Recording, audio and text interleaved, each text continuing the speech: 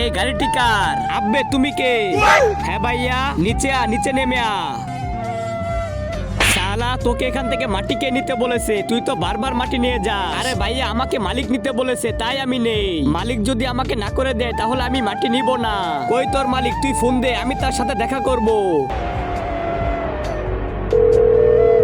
হ্যাঁ মালিক, যেখানে গাড়ি রেখেছি আপনি সেখানে আসেন। হ্যাঁ বল, কি হয়েছে? মালিক, আপনি বলে মাটি কিনে নেন নাই, তারা তো মাটি নিতে না করতেছে এবং আমাকে মেরেছে। আরে ভাইয়া, তোমরা তাকে মারছো কেন? আরে ভাই, আমি তো মাটি বিক্রি করি নাই, আপনি কেন নিতেছেন? আরে ভাই, আমি তো টাকা দিয়ে তারপর নিতেছি। কাকে দিয়েছেন টাকা? আপনার ছোট ভাইকে। ওই দেখেন। আব্বে দাঁড়া, তুই বলে মাটি বিক্রি করে টাকা নিয়েছিস তার কাছে?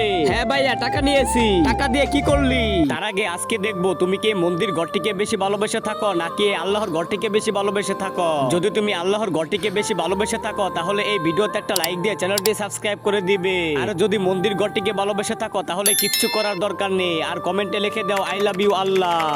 ওই টাকা আমি জুয়া খেলে হেরে ফেলেছি। আব্বে সালা, এটা কি করেছিস? আরে ভাই, মাফ করে দাও আমাকে।